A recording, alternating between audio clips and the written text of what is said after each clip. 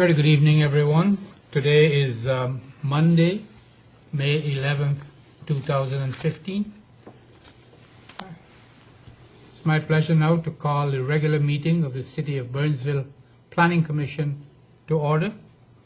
Commissioners, welcome. Welcome, Chair. Welcome to our listening and viewing audience. We extend a very warm welcome to you. Thank you for joining us. Our agenda for tonight's meeting is as follows. Item 1, adoption of the agenda. Item 2, approval of the minutes of the April 27, 2015 regular meeting. Item 3, a public hearing, application from La La La LLC for an IUP to allow mining and soil remediation for two properties located at 721 and 771 Lady Bird Lane. Item 4, another public hearing, application from Independent School District 191, that's the Burnsville School District, for a preliminary and final plat of a one-lot subdivision to be known as Burnsville High School. Location is 600 Highway 13 East. Item 5 is another public hearing, application from Charles E. Finstad for a conditional use permit amendment to allow multiple exterior materials on the existing twin home located at 3406 112th Street East. Item 6, another public hearing, application from Portland Avenue LLC for a conditional use permit for a sports performance training facility within the existing building located at 11975 Portland Avenue South. Item 7, updates and then adjournment. Any changes to the agenda, Commissioners? None from you, Chair. None Staff? from me, Chair. None from staff. Okay, do I hear a motion to adopt the agenda? So moved. Moved by Commissioner Bradrick, Second. second by Commissioner Benke. All in favor? Aye. Aye. Passed on a 3-0 vote. Our next item is the approval of the minutes from the April 27, 2015 regular meeting of the Planning Commission. Any corrections? None. None from me. Staff? None from staff. Okay, do I hear a motion to Moved. approve? Moved by Commissioner Benke, seconded by Commissioner Bradrick. All in favor? Aye. Passed on a 3-0 vote. And we move on. Item 3. This is a public hearing, application from La La La LLC for an IUP to allow mining and soil remediation for two properties located at 721 and 771 Lady Bird Lane. Mr. Slania? Thank you, Mr. Chair, Commissioners. The property owner is out of town and has asked the Planning Commission to continue this. Due to the timing with the 60-day rule, we would ask that it be continued directly to the May 26th meeting, which is your next meeting. Unfortunately, notice was given to staff after the proper notifications were gone out, so it has gone to the neighbors, it has gone to the newspaper. So staff's recommendation would be to take any public comment there is from the audience. We won't close the public hearing, but continue it, and additional comment can be taken on the 26th. Thank you, Mr. Slania. Commissioners, what we'll do, we'll just open the public hearing as advised by Mr. Slania, and we'll take comments if there's any, and then we can move for the continuance. It's my pleasure now to open the public hearing for this application from La La La LLC. Anyone in the audience who would like to come up and address the commission on this matter, you're free to do so at this time.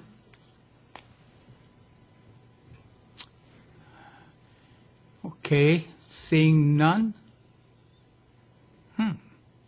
Okay, I therefore close the public hearing. We got to leave it open. Oh, I'm sorry.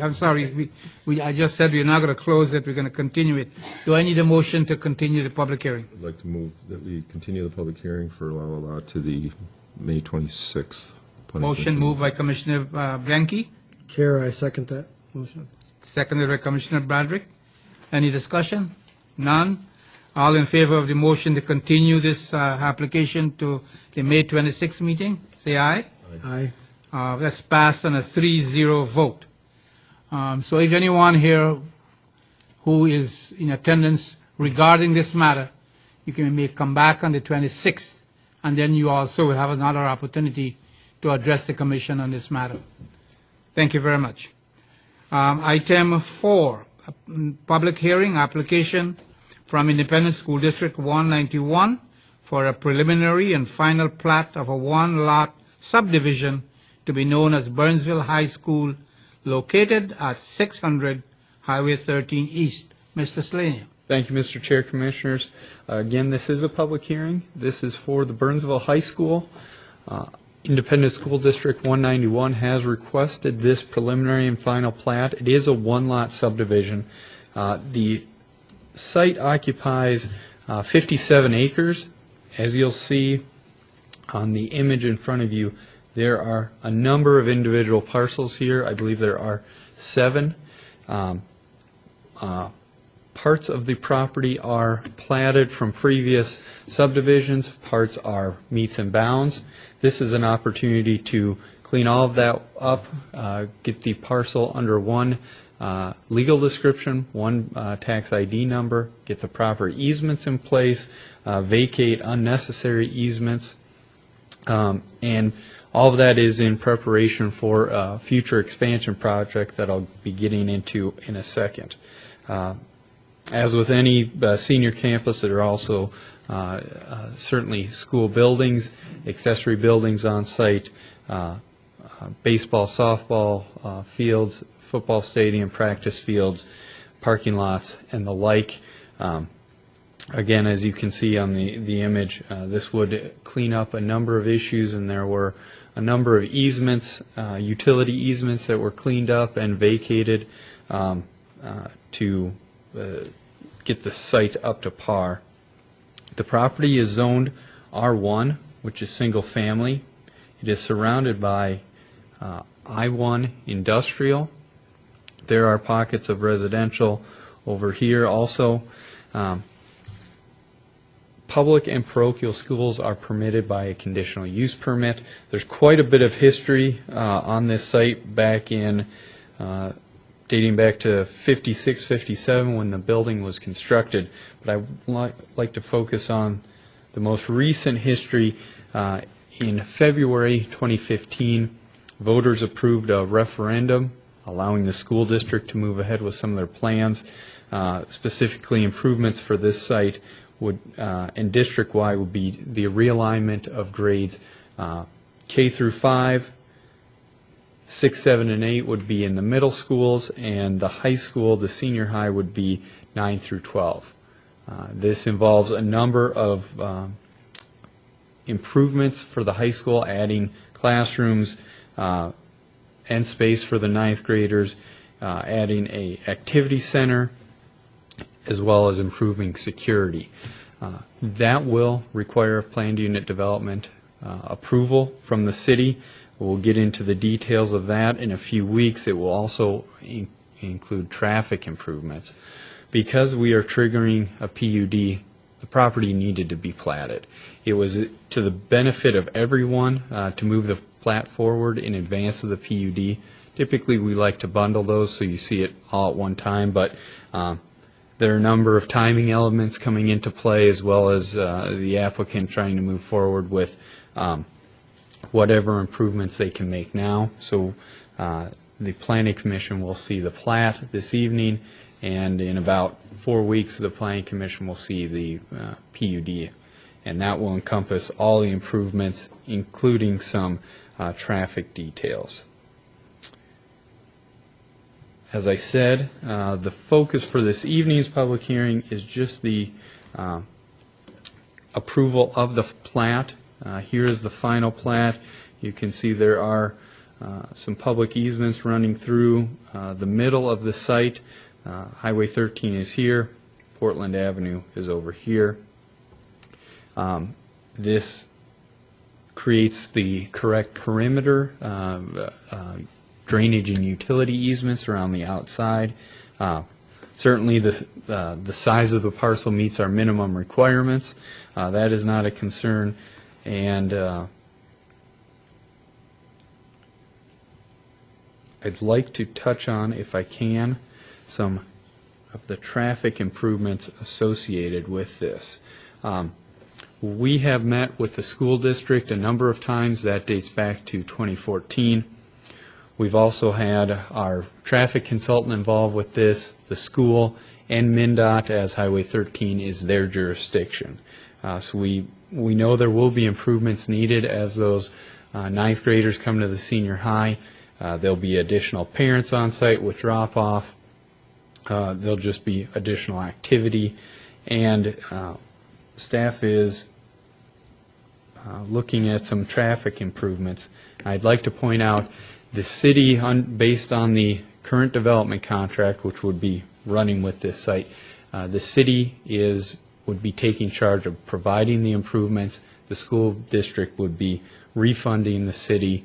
It would not be an assessment process, but through the development contract, the school district would be responsible for these improvements solely. There would not be city-funded dollars going into this. This is similar to some of the improvements that were done with the Fairview Ridges Hospital and the improvements and the separate contract that was done there. So I'm going to summarize this just briefly. We do anticipate a roundabout going into the site, working from south to north. Currently there is one turn lane off of Highway 13 going on to Portland. The traffic study indicated there would be the need for a second. As MnDOT indicated, this second turn lane could be justified with the numbers they're seeing today. So this would be an improvement. So there will be improvements to this intersection. There would also be an additional right turn lane going westbound on Highway 13. There's a lane that allows a straight and a right, and this would be the second right moving in. There would be a segregated lane, right lane, that would bypass the roundabout just for school entrance. Those looking to continue north on Portland would stay in the roundabout and move forward. And then specifically at day's end or the end of sporting events, we are looking at the addition of, two lanes coming south on Portland Avenue, and that feeds into the ability to go right or straight at this intersection. Now, understanding this image is just indicating the improvements here. There's a building addition that they're looking at over here, and improvements to this that certainly don't jive with the image you're seeing here. We will get into this in much more detail with the PUD in a few weeks, but I did want to indicate some of the improvements. So here's the frontage road, here's Highway 13.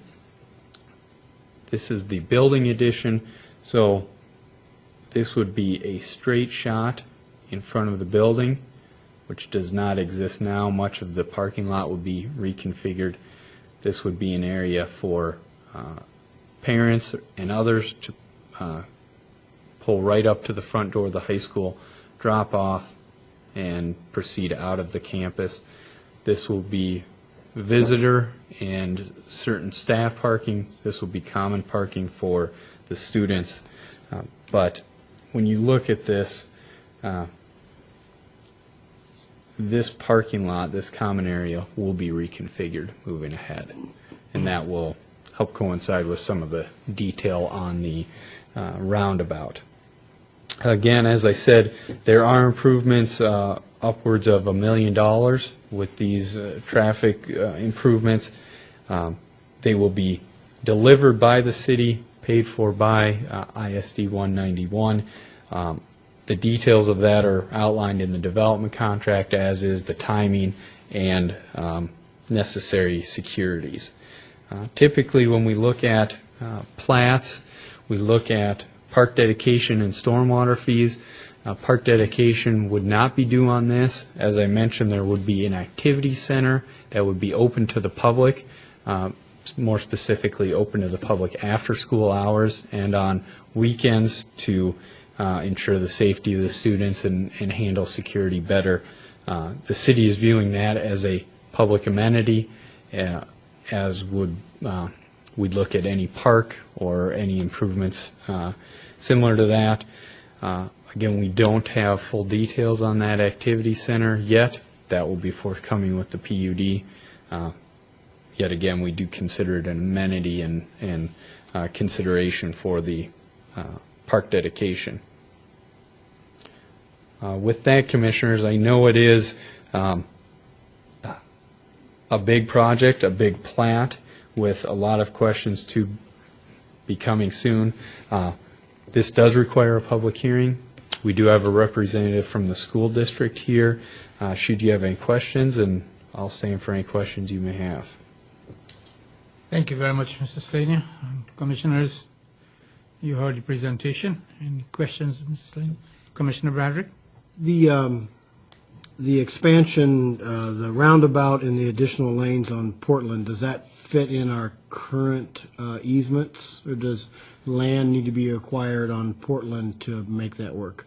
Right now, everything fits within the current right-of-way. We are doing our best not to, well, let me jump to, we are doing our best not to disturb this property line and stay within the right-of-way. Obviously, there's some work to do. What's shown on this image is a schematic.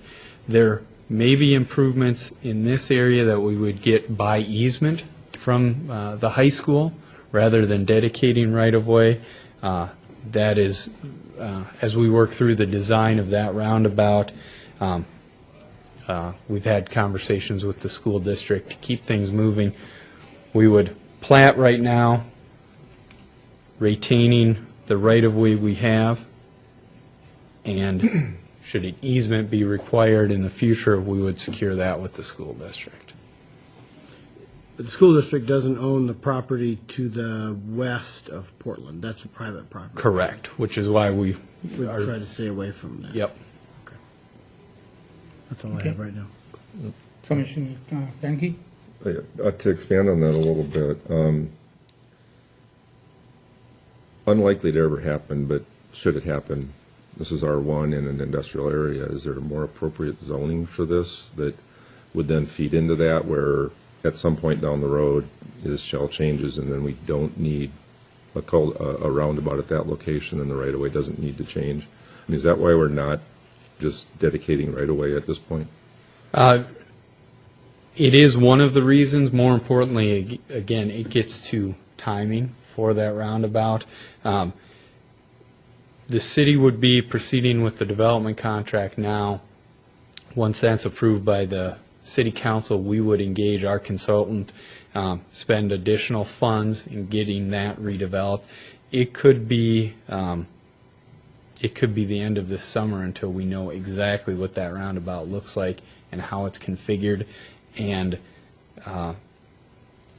again, because of timing, it allows us to move the plat forward and not take unnecessary right-of-way or not get enough right-of-way at this time and still have to go back for an easement. So engineering and the city attorney are both fine with easements to accommodate the roundabout? Correct. Okay, and then back to the zoning issue? Right now it is R1 with a conditional use permit. Sure. Soon we expect it will be R1 with a PUD overlay. Okay.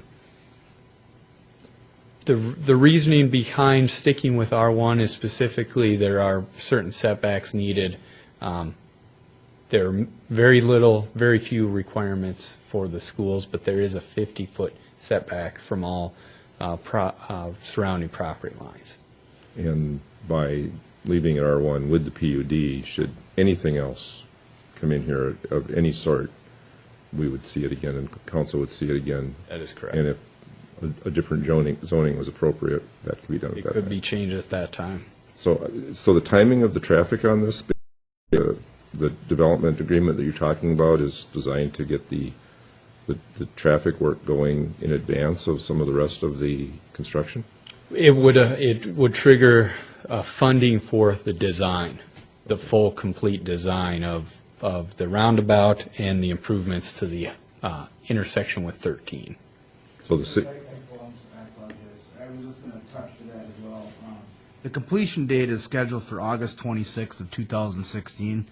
Because there's several improvements with the project, in order to get those done, again, like Chris is mentioning, the developer is essentially placing the engineering fees up front to the city in the amount of $150,000 approximately, so that the city can move forward with design and then bid the project.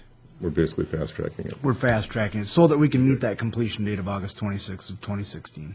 Okay, so, and that's the reasoning why some of this appears to be in front of itself. Correct. And just to add with the easements, because the grades and layouts are not, and geometrics are not completely known at this point, we can accomplish that by easement. After those are used for, I believe it's 7 years, they essentially can become a part of a right-of-way map. So at that time, it would probably likely become actual right-of-way down the road. Well, I guess looking at this map, I can tell right off the bat that this is a home run in terms of correcting what's going on out there. And that's driving it now, and, I mean, going all the way back to when I went there, this is huge in terms of correcting things. Will the city take the lead on the Highway 13 piece also, or will the state have to do that? They will be taking the lead on the project. It'll be in conjunction. Obviously, all of their rules and requirements will have to be met. The review process will have to be met, but the city will be the lead entity. Thank you. Thank you, Commissioner Benke. Chris, I have just 2 points. One, back to the easement. The information provided to us is 0.025 acres will be dedicated as a right-of-way for Portland Avenue. Can you identify that for us, please? And I believe that is somewhere down in this area. It is not, I apologize, it's not connected to the roundabout, which Okay, would that's fall what I right in thought. here. It has something to do with I believe, the alignment of the existing frontage road or Portland Avenue. okay, it is a small amount of land. Secondly, it's very interesting the wording you used in the information provided. So the focus of the application is to get the site property platted and memorialized. Can you help me understand what that means? Certainly. Mr. Chair, Commissioners, These big words. Is that section in the package here, or the memorials? Yes.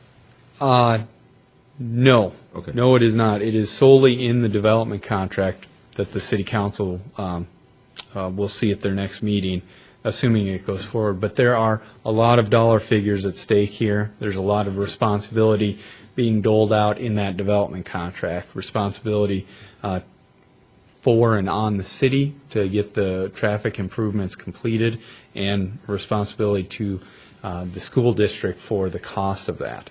And obviously, when we're talking about $1 million worth of street improvements, solely tied to this project, we wanted to make sure both the city council is comfortable with it as well as the school district when we enter into that. Thank you so much. Any other questions?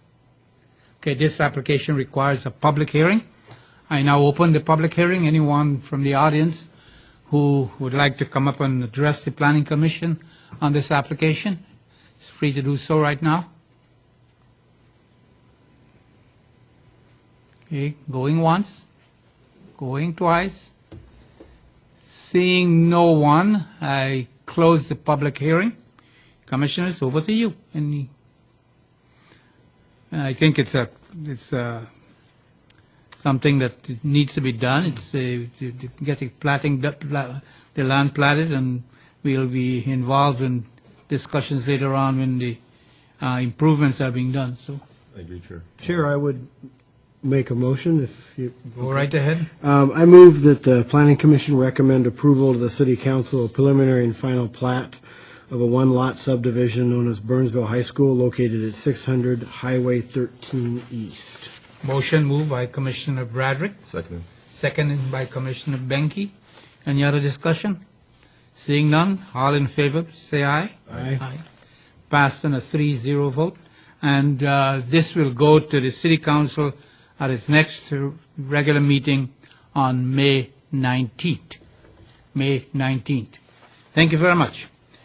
We now move on to item 5 on the agenda, a public hearing, application from Charles E. Finstad for a conditional use permit amendment to allow multiple exterior materials on the existing twin home located at 3406 112th Street East.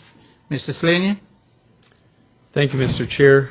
Commissioners, again, this is a conditional use permit amendment. It does require a public hearing.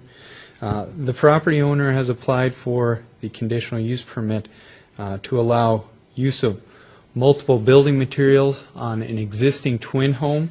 The home, as you'll see on the visual aid in front of you, it is on a stretch of 112th where there are a number of twin homes, duplexes.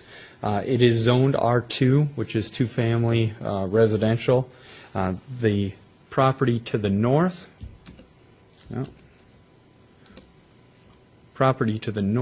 is zoned commercial.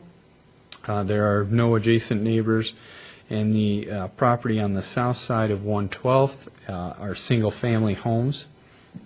The property was approved and constructed back in 1972. That was done through a plat and conditional use permit. All of the homes, all of the properties in this area were under that conditional use permit, and that was allowing the construction of the bungalows, as the staff report referred to them. The property existed as one.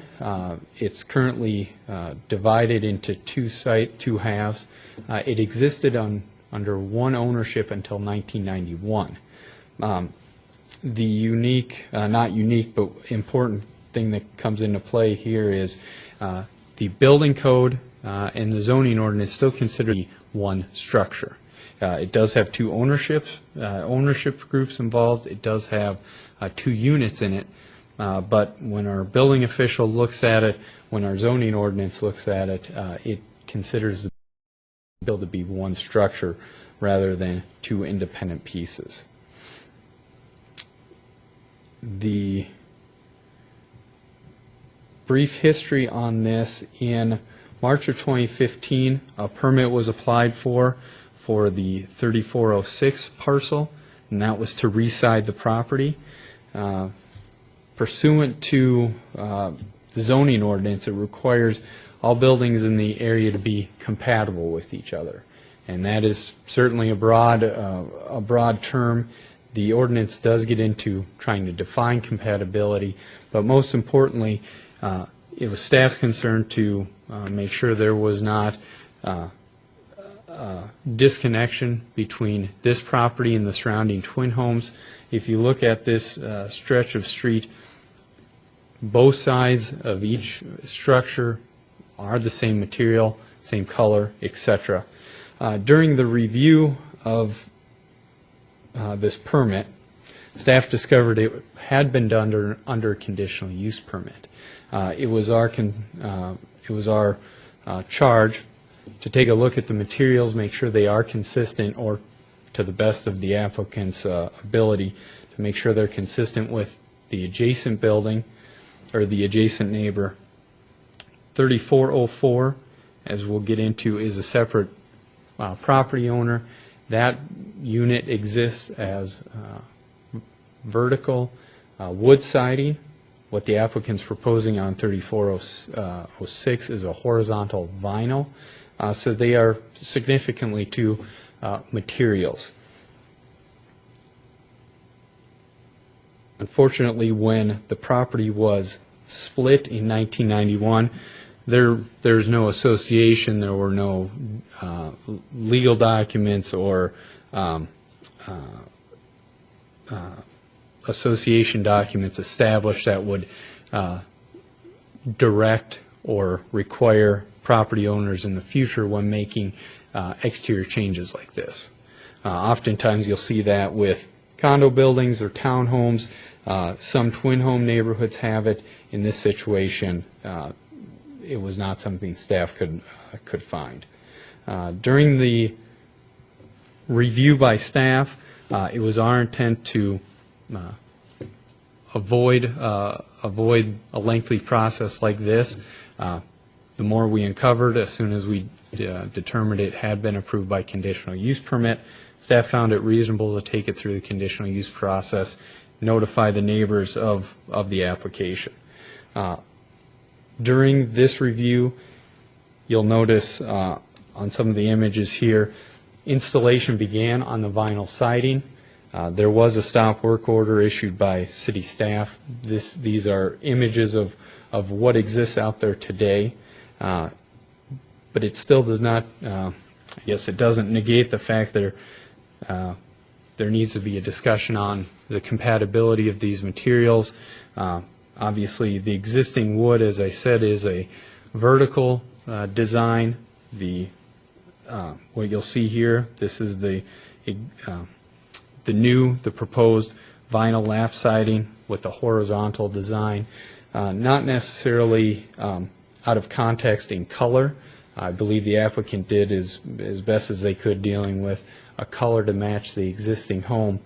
But more importantly, we've got the age of the materials. The wood on the existing building is near the end of its useful life. It's expected, or I would say, you can anticipate that would be resided sometime in the near future. You'll notice also with any wood product versus a vinyl product, you've got a sheen or a shine to that. There is a significant difference when you're looking at these two. On this, you'll see this is the 3404 unit. This has not been improved. There are vertical patterns to the design. This is the applicant's property. This is the east side of the applicant's property. This is completely resided with the vinyl. You can see the color here, and you can see it is in need of an upgrade. That's certainly not anything staff has disputed. We're trying to encourage or allow property owners to upgrade the properties. We see it a value to go with a no-maintenance material such as vinyl. It is compatible in color. There are factors that you'll certainly notice from 112th, from the south side of the property. You'll notice that they are two different materials. The applicant is proposing a dark brown in trim. That is compatible with the existing home. There are a number of pros and cons with this. The city would certainly like to encourage improving these properties, upgrading them. It's difficult when you don't have two cooperating property owners that share the same structure, and we get into a situation like this. I do have the building material sample here if you'd like it, but from staff standpoint, the color is certainly reasonable. You can see in this image, this is above the peak of the garage. You can see there is wear and tear on the wood. It's, as I said, coming to the end of its useful life.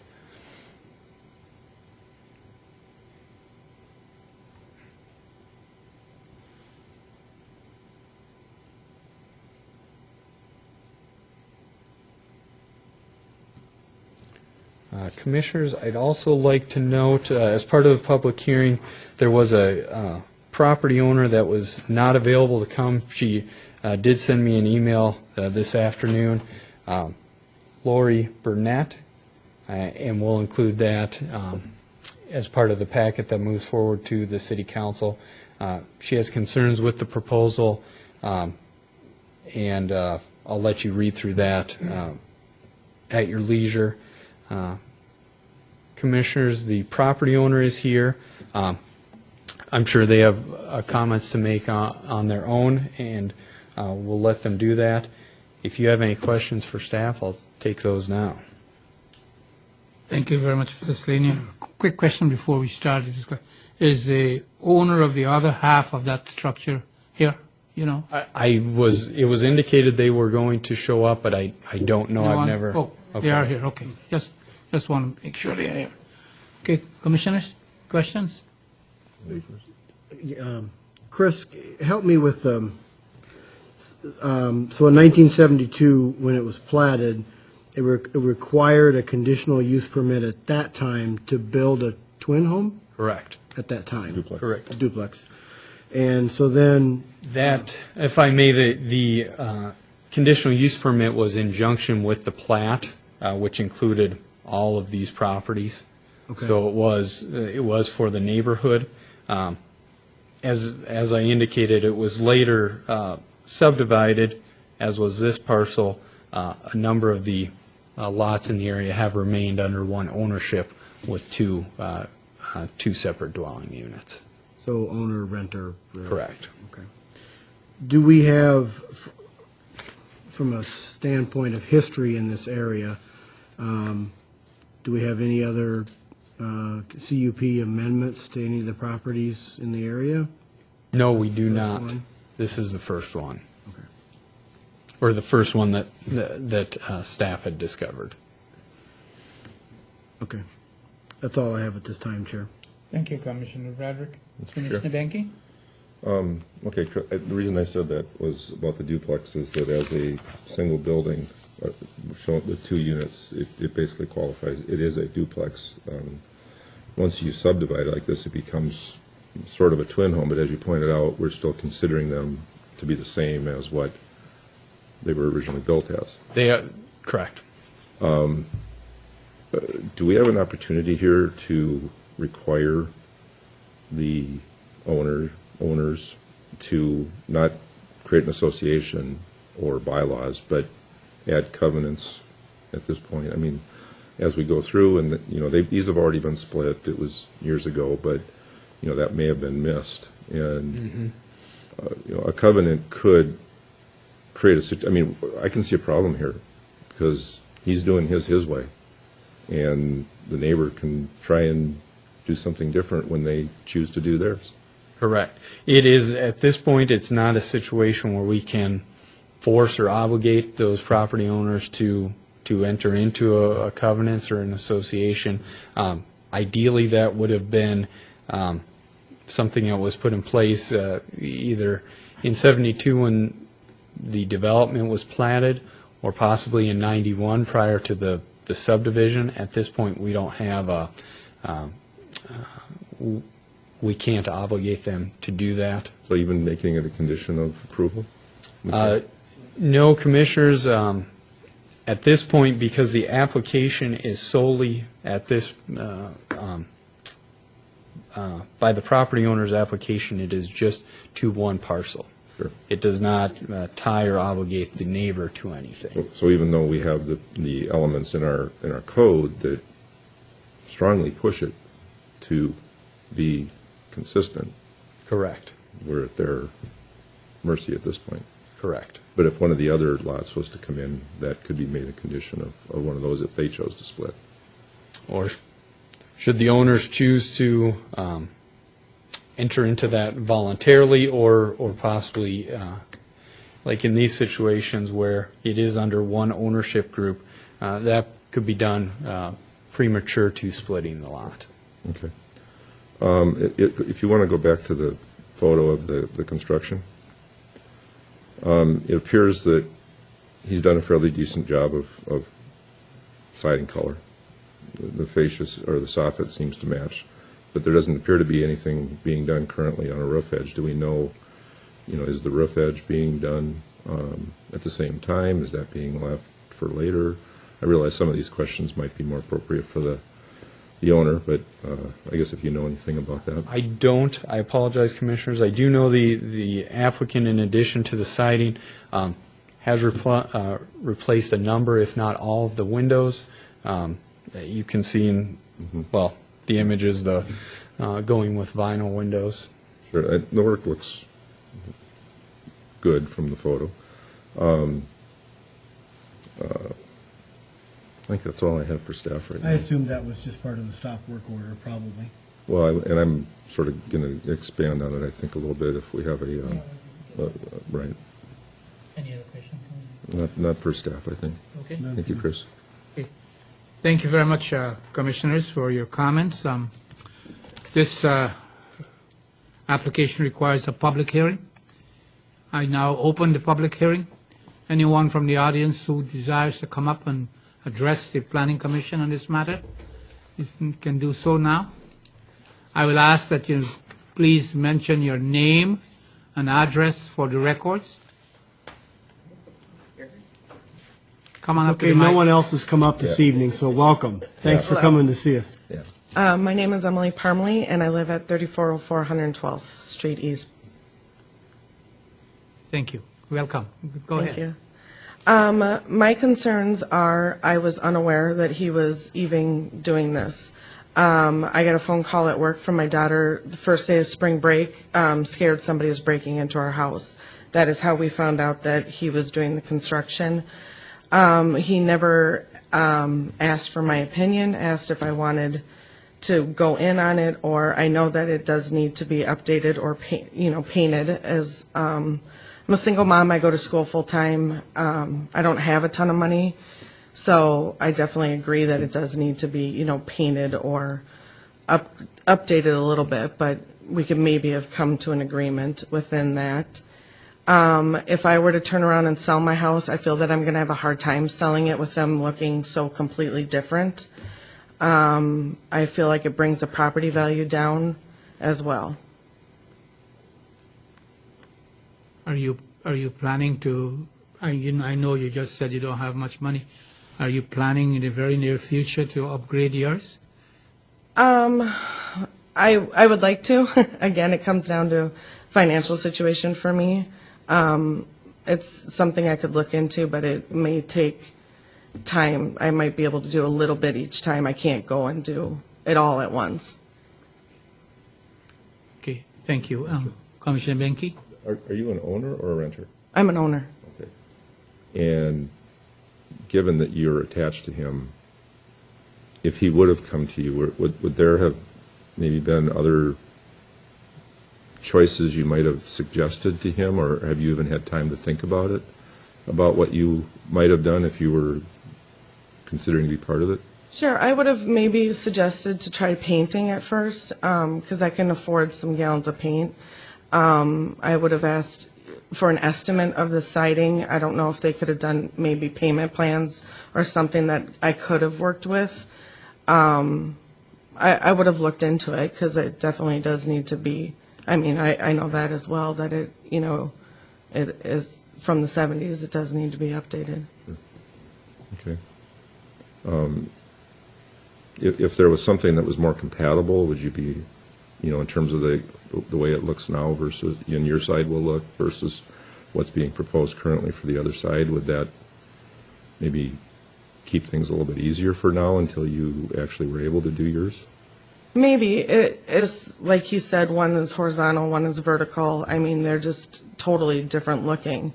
So if it was maybe back to the cedar and we painted or something like that, yeah, I could work with that. Thank you. Sure. Any questions? Okay. Thank you very much. Thank you. Any other person from the audience? Come on up, please, and just mention your name and address for the records.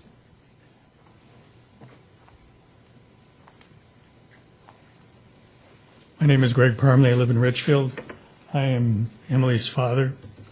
And I don't know, your inspector went out there and said that the side that Emily occupies is in ill repair. It needs to be painted is what it needs to be done. I was looking at it the other day, and there's no evidence of any rotting. There is no evidence of any structural problems other than a good coat of paint.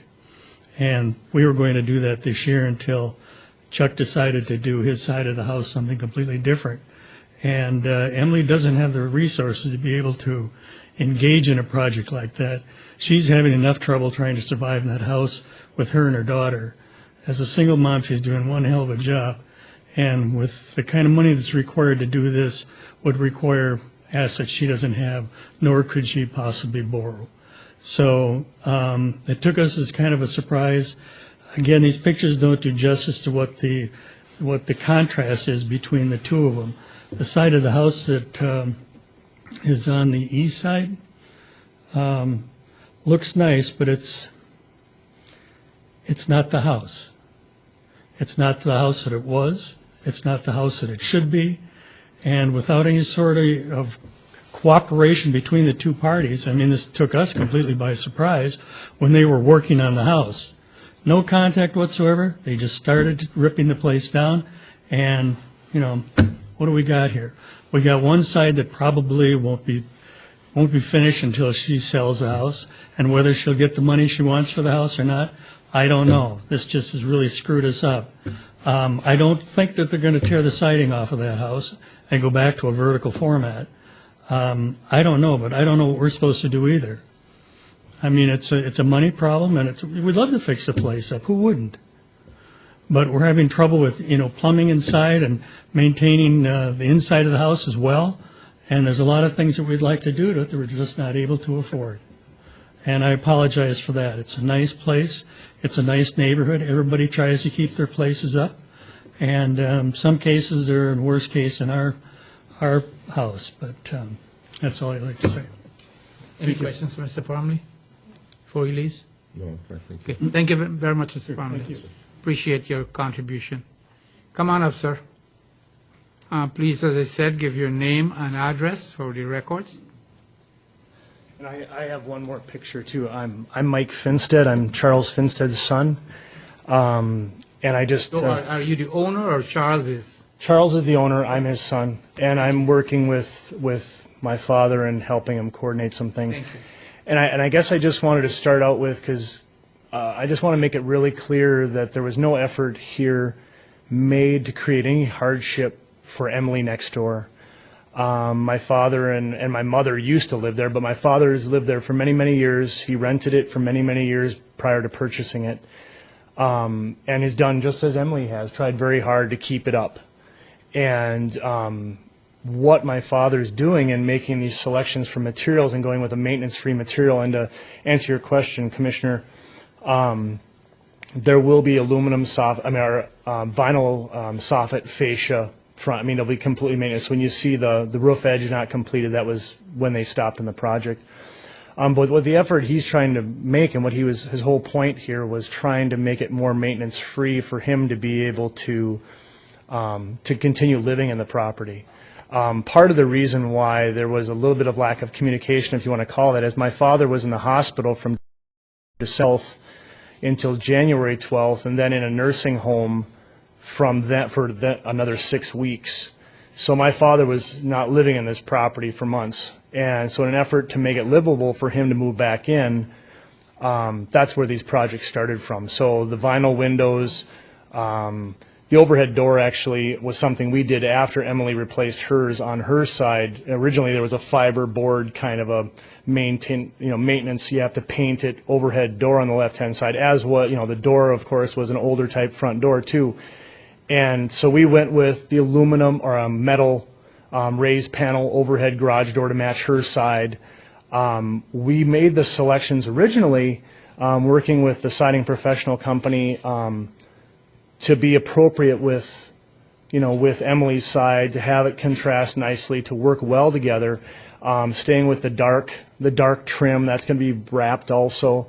Again, focus on trying to stay maintenance free. But in conversations that our siding professional had, our window and siding person had with city staff, the original colors weren't one that were going to be conducive or were going to be acceptable to the city. So my father did spend some extra money and change the color to be more appropriate or a better fit Emily's side. So he did try to make some efforts to make it look good.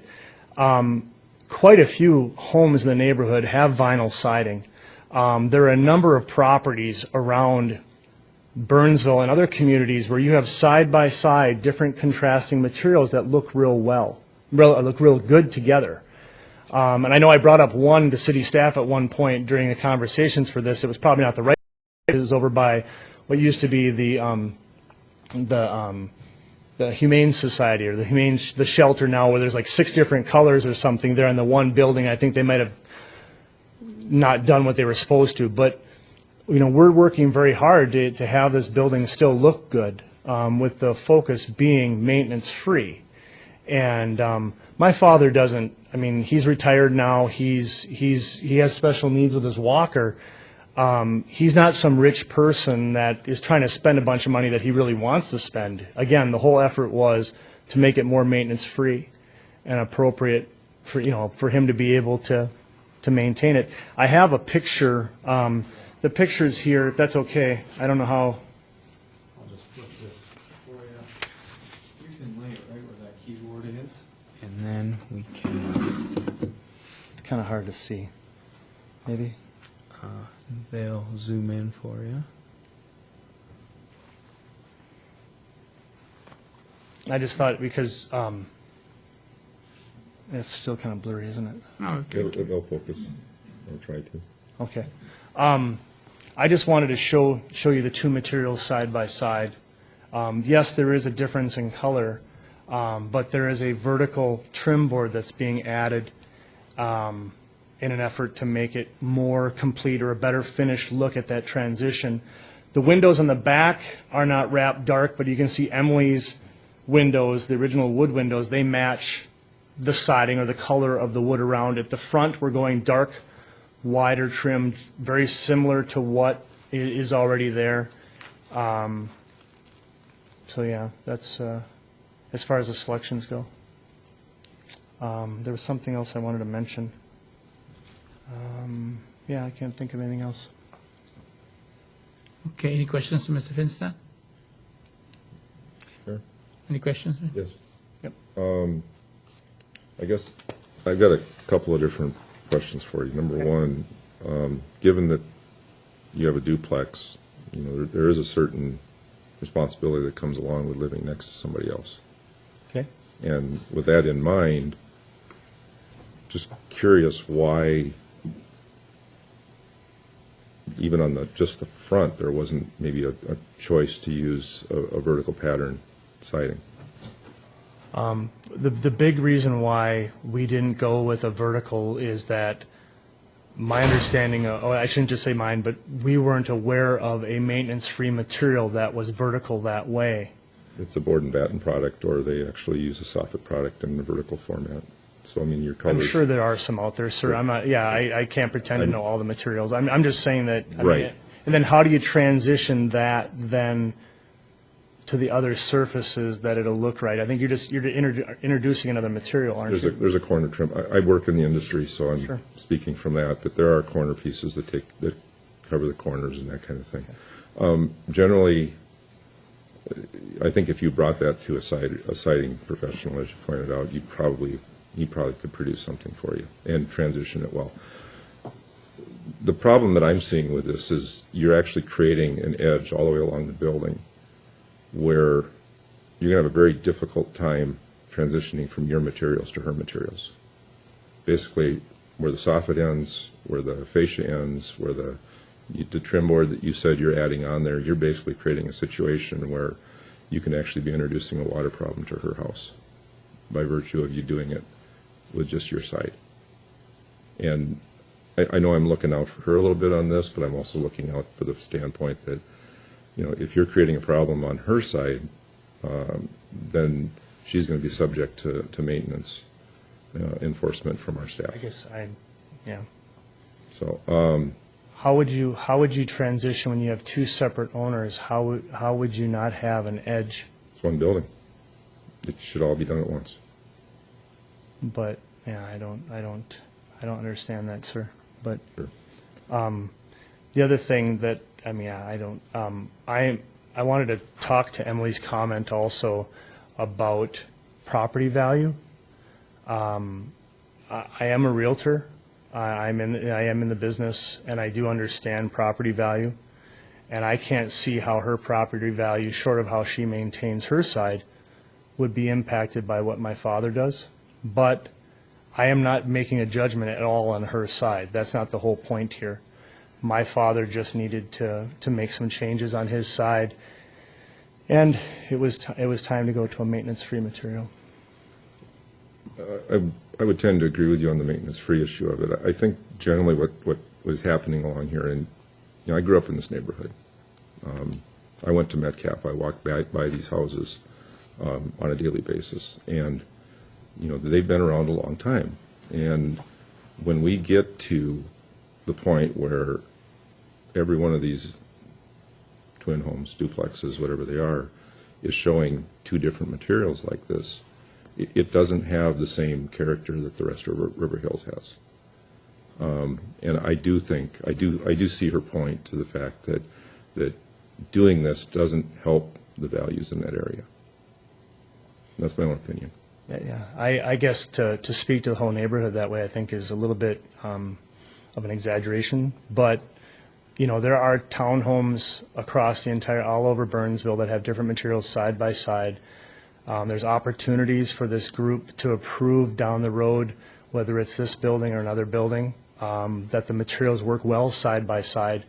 I didn't bring a bunch of pictures tonight as far as other buildings and other properties and what have been approved. I know that those are all approved at one time, but there isn't a huge difference between approving two different materials side by side later on than there is approving it at one time. And there's a lot more elaborate materials or differences in materials side by side. If you look at almost any townhouse complex or building, even city buildings, you drive through the heart of the city and there's brick next to stone, next to siding, next to rock. I mean, it's all kinds of materials side by side by side. And there's still opportunities without having to make a decision for the whole neighborhood to be able to make a decision that makes sense for two homeowners that live side by side. We weren't trying to do anything to create any hardship for Emily. We really weren't. And part of the conversation or lack thereof, I wanted to point out that my father wasn't living there, and that's a big part of it. That when you're not living right next door to somebody, when you're living at your son's place, less opportunity to have conversations. There have been conversations in the past regarding doing different types of materials. I can't pretend to have been part of all those conversations, but just did not feel that it would be something that Emily would necessarily be interested in at this point. But again, my dad's side could not be painted. The wood that was there was not, I mean, we had, and no two sides weather the same, that being in the industry necessarily. I mean, the north side versus east side versus west versus south. But his garage side that you see pictured there, I mean, it was bowing and it was moving. That vertical lap sheet stuff was taking on a lot of moisture on that side. And it wasn't something, so he would have had to remove those boards. In fact, quite a bit of the underboards had to be removed in some spots and replaced. So, just one more question. I think one of your neighbors did provide a letter here, and I guess I'm just curious. They made a statement that it appears that your father will not be returning to the home. He's going to be living with you, and you're selling. That's really none of her business if that's the case, but there's no decision been made that way. Okay. And I guess I don't know how. Is that the letter from Lori? We've not seen the letter from Lori. I apologize. It did come in late this afternoon. I'll get you a copy. Okay. Yeah, no, it hasn't been decided yet. These decisions were made a long time before my father moved physically in with me. Thank you. Yeah. Thank you, Chair. Thank you, Commissioner Benke. Do you have anything else? I have just a quick question to staff. Can you help me with process? Because there's been several things talked about from a process standpoint that I'd like to clarify. Typically, in an instance like this, his applicant's siting professional would pull a permit with the city, and when that permit is pulled, did we miss something there, or was there not a permit pulled? Because at that point, we should have known that it was a twin home. Can you walk me through the process that happened there? Certainly. The contractor did contact us a number of times. We were aware it was a twin home, and that was when the conversation started about the materials. Nothing was provided at first, and then the first rendition was supplied to me. And that's, as Mr. Finstead stated, we asked them to change that color because it was a vinyl lap siding, but it would have been drastically different than what was out there in the sense of color. So a second color was provided. We were looking at that from a staff level to see if this is something we can do administratively. Does it need the conditional use permit or not? And there was miscommunication with the contractor. I didn't approve the project or give a verbal okay, but that's what he walked away from the conversation with. So there is a permit in process. The permit wasn't, or there was an application for a permit. The permit wasn't issued. We were in the midst of all of this when construction started. Okay. So there was no actual permit. there was one applied for, but not issued. Not issued. So there was And no we- permit posted at the property. Correct. And we were, from the beginning, we were aware it was a duplex. Okay. Okay. That's all I have at this time. Any other questions? Thank you very much, Mr. Fenster. Appreciate it. Any other person you want to come back? Come on up.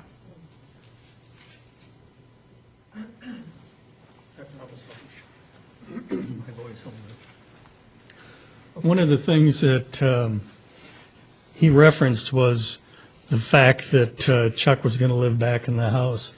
But yet, when he has a number of steps to negotiate, I'm wondering how well he's going to be able to do that in a walker.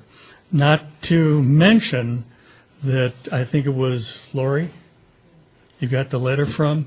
She talked to the contractor who said they were doing this house so he could sell it. That's why they're going through all these repairs, is it so that he could sell it, and he had no intention of moving back in. Right, and we appreciate all those comments. I probably need to remind people of kind of the realm of what we make decisions on here at the Planning Commission from a standpoint of land use and improving, But I think you have to understand the precedent that you're setting here in a row of 7 houses that are exactly the same, and you start doing this, and you're going to affect land values. And I was making the comment about who's going to live where. That's Okay. That's outside of our kind of what we're responsible. Okay, thank you. But thank you. Thank you, Mr. Parmalee. Any other person would like to come up and come on up, sir?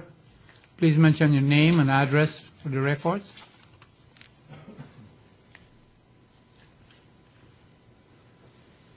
Lane Jones, 11125 River Hills.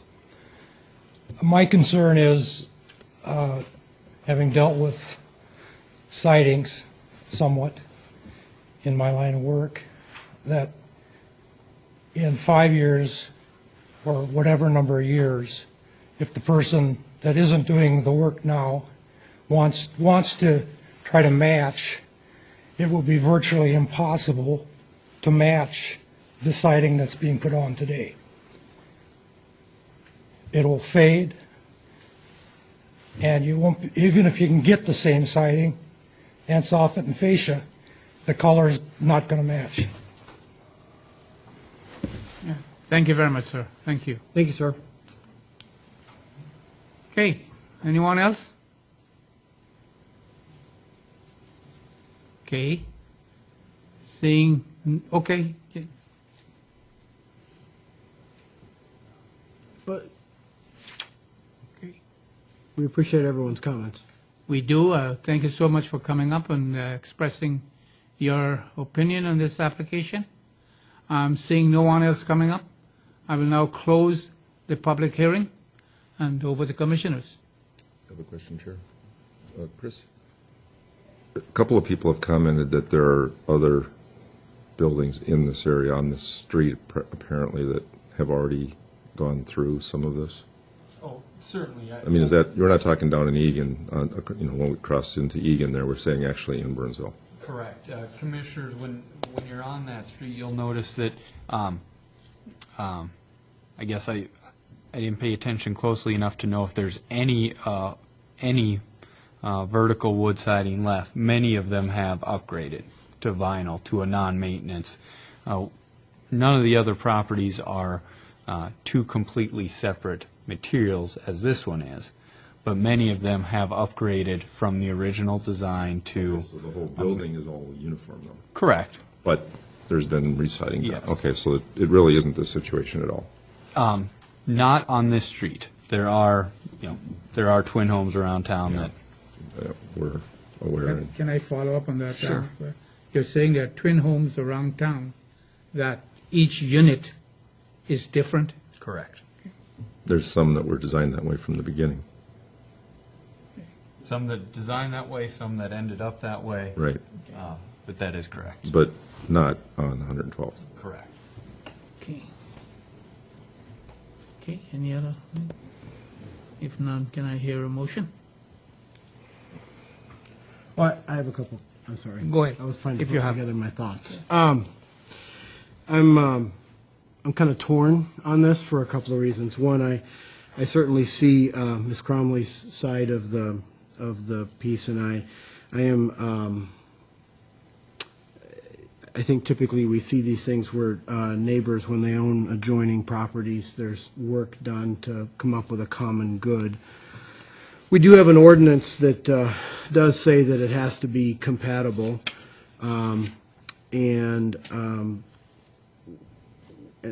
we were not talking about compatible for the entire neighborhood. I did drive up and down the street a couple times. I got into Egan and I came back. The rest of the properties, there's a stucco home. There's other siding around it, but each of the double or the twin homes together, everything on the outside is the same. So we're not looking for compatibility from one particular detached building to another particular detached building. It's just if they were redone, they were redone altogether. So I have a hard time supporting this from the standpoint that it proceeded without a permit, and I don't like to be in situations up here where we have kind of rules and regulations, and then we move forward without those rules and regulations, and then we sit here in a situation where that the siding's already up. That's a problem for me. I would like to mention that I do believe that some detail was done that looks like that this color would match as closely as it could to the rest, but I past experience know that this building will never look the same, that the two sides will always be different unless somebody at some point completely resides the building and this product is removed. That's the only way that the two are ever going to look the same. I do realize, sir, there are some properties in town that were approved at one time where there are different colors of siding, but they were worked in a design, and whether we agree or you agree with those colors, that's a tough comparison. This is a standalone property, and your question to us about what we need to look at it from how I look at this from a city standpoint is that if we allow this, then what happens next? I know are several instances in the city where we have these that have moved ahead without a permit process. I think that was in our background. There are properties in town that there was no permit pulled, and they don't match, and they don't look good. So I would struggle supporting this from the standpoint of the process that's been followed. That's all I have, Chair. I just would like to make a comment. I too am torn with this application. First and foremost, I think I see Mr. Finstad improving his property. The property needed updating. just like Emily's property needs updating, and he went ahead. I do not support him going ahead without a permit. I think people today should realize that when you're going to do major changes to a home, you need to get permit. And if you don't know, you call the city and find out if you need a permit. But I give them credit for trying to improve the home. When you do that, you help the tax base of the city.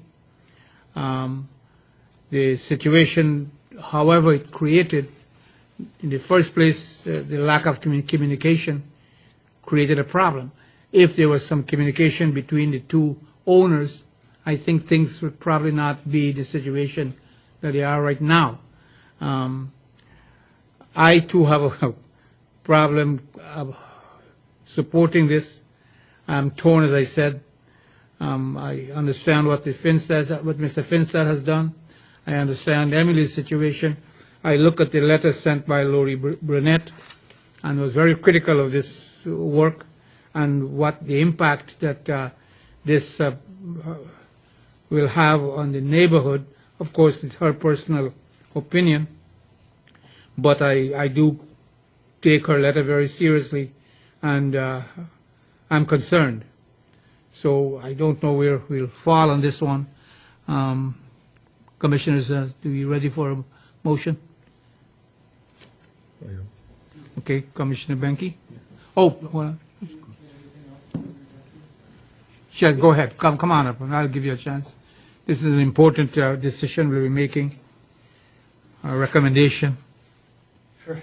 Thank you. I'm sorry to speak out of order. I just wanted to make it clear, sir, that you'd mentioned a couple times that, that he didn't pull a permit, and I just want to make sure that I explain that he did make efforts to pull a permit through his contractor. His contractor communicated to us that he was told, and that's Chris alluded to the miscommunication or misunderstanding. Our contractor's understanding was that if he switched to this different color, and that's what he told us, that the permit would be approved. We had a little bit of a communication through a contractor, and so that was, we never said move ahead or anything. When I talked to the contractor, I asked him if we had the permit back, and at that point he said no. Chris and I did exchange some emails, and I told him I think the contractor moved forward or something to that effect, and that's when someone from the city was sent out to do the stop work order. So I just want to make it clear that we did try to pull a permit. I'm in real estate. I take the permits very seriously, and it was our understanding that we had the okay to move ahead. The other thing I wanted to talk to regarding communication, one of the reasons why we did not reach out to Emily, again, we didn't want to put her in a financial situation that she couldn't afford. It was a decision that my father was moving forward with. But, my father did pay for a roof for this entire building at one point. And there was some communication at that point. I wasn't there for all of it, but some differences in opinion on how that should be moved forward with. My father ended up paying for the whole roof. So that factored a little bit into his decision and to not have the conversation or not try to create any kind of financial situation for Emily. So I just wanted to make sure that was clear that he has done that in the past, and there was a little bit of a, that's why he decided, that's why some of the communication didn't happen.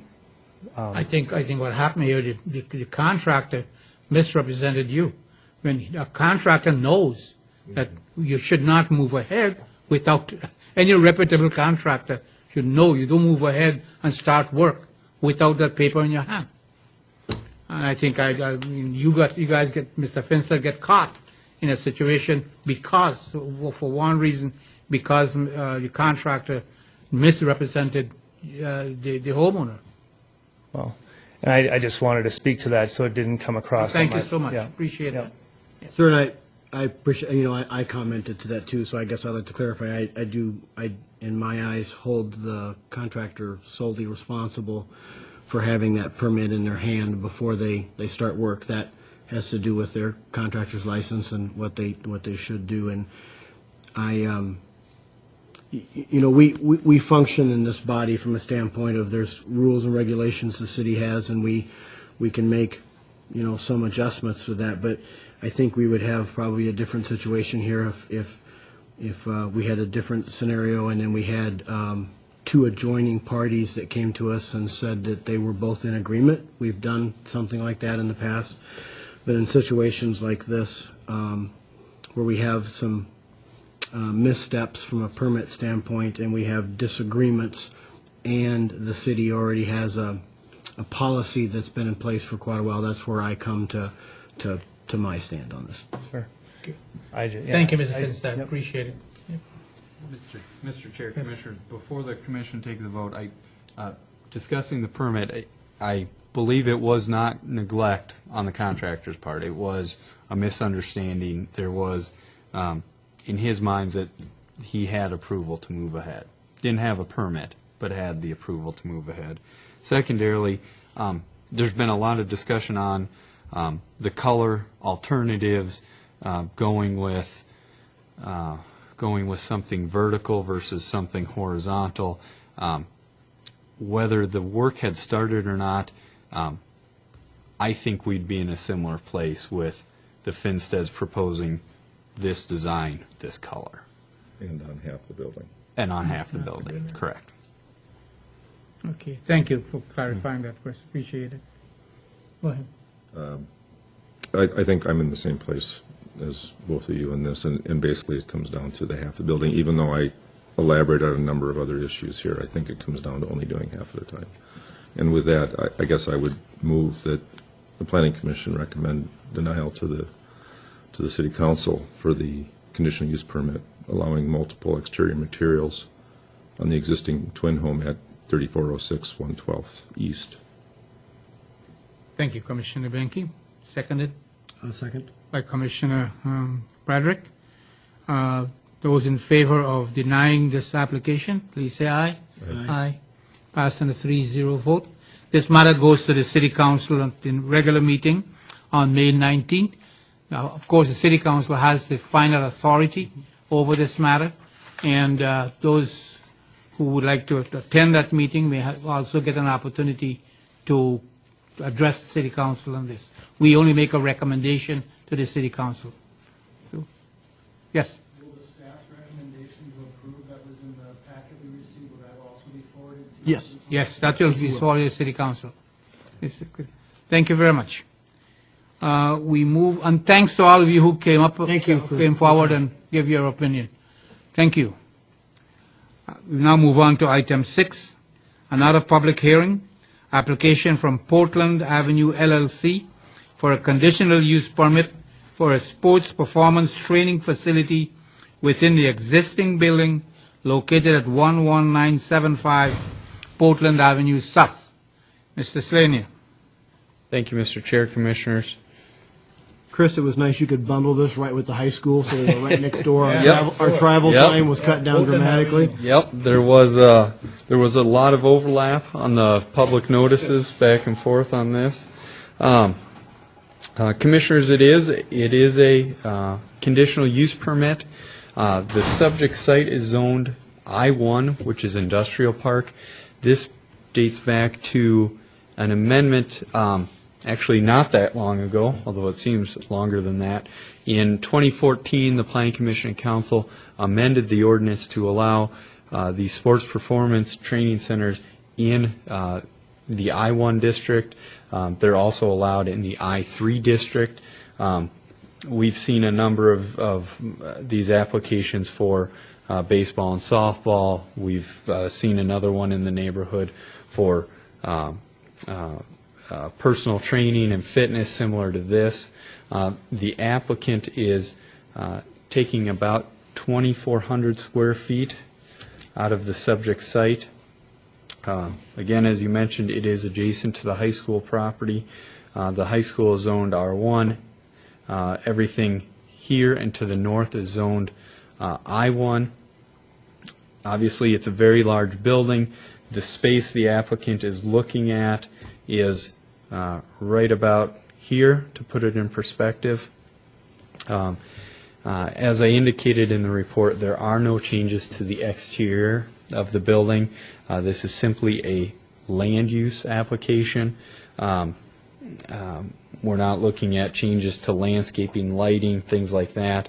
The applicant anticipates signage at some point, but they have not finalized those designs yet.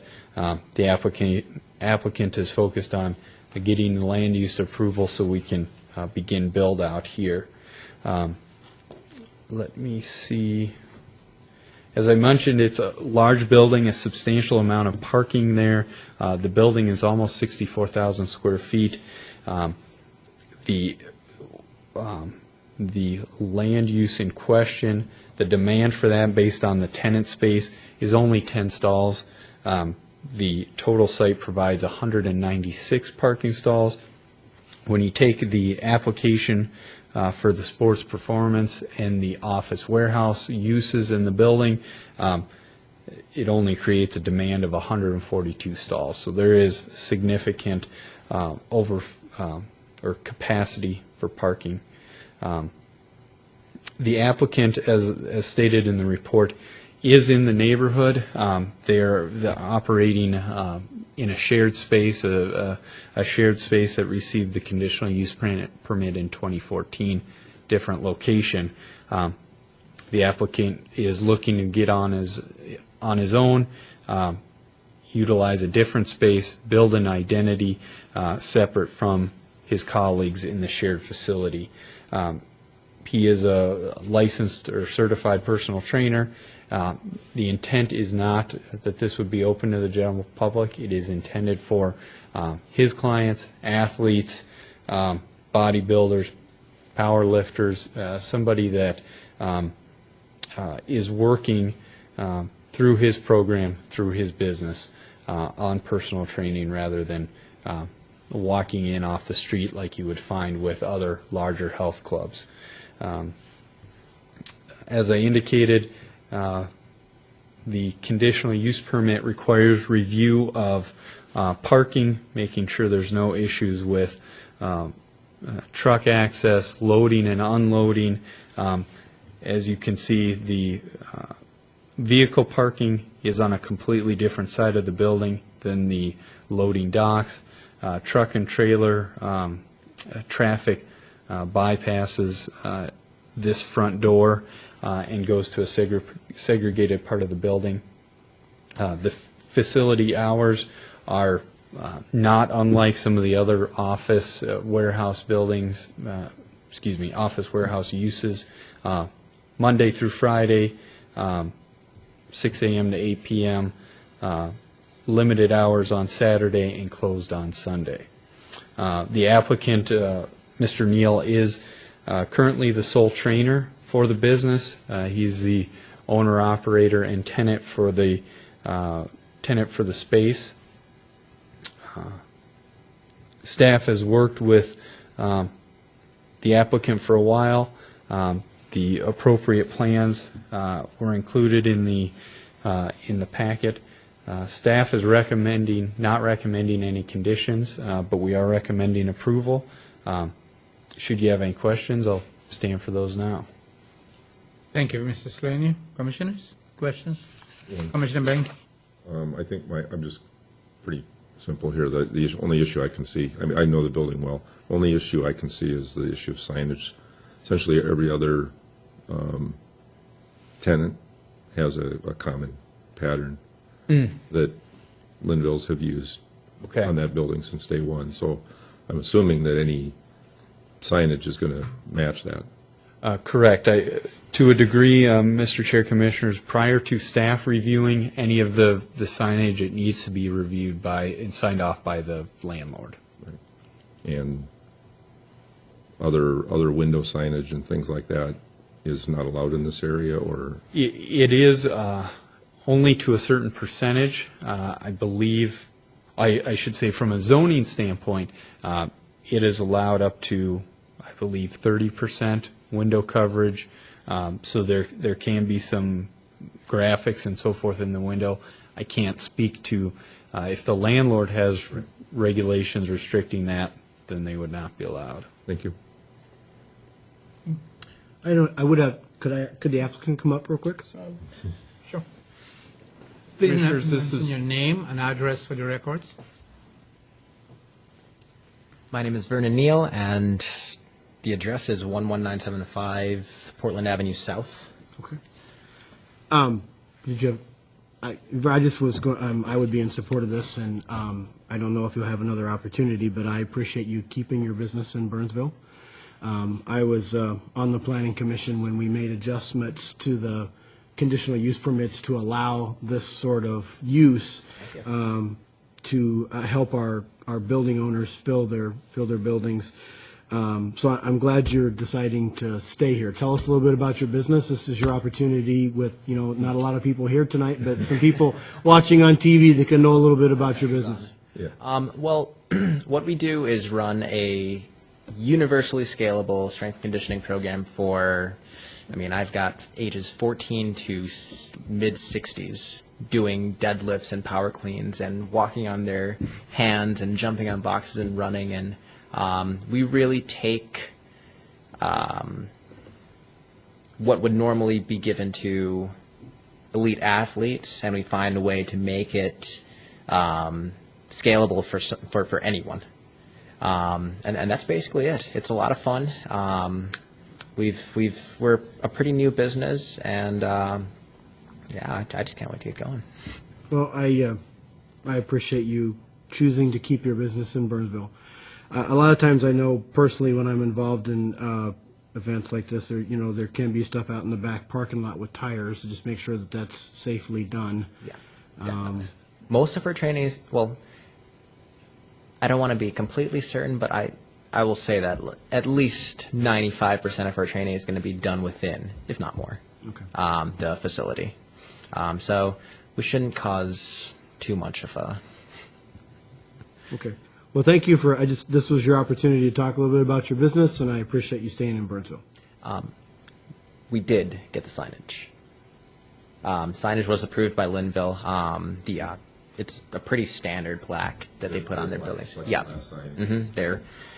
They've got pretty good, it's a standard letter height. Yeah, so they've got it for us.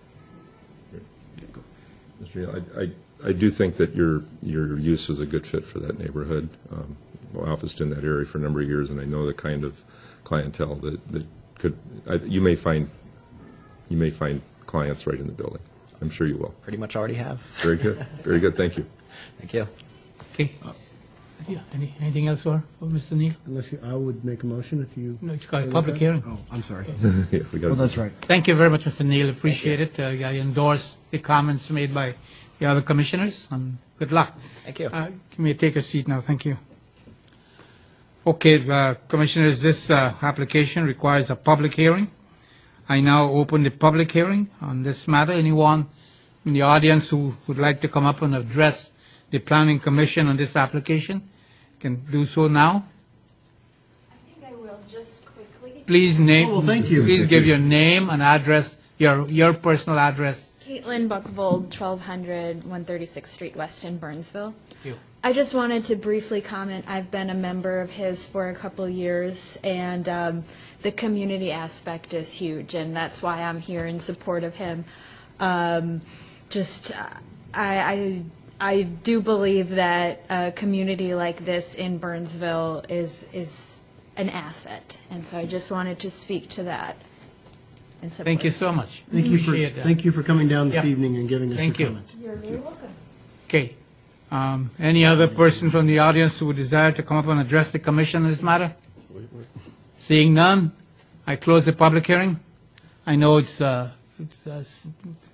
simple, we've already talked about it. Do I hear a motion?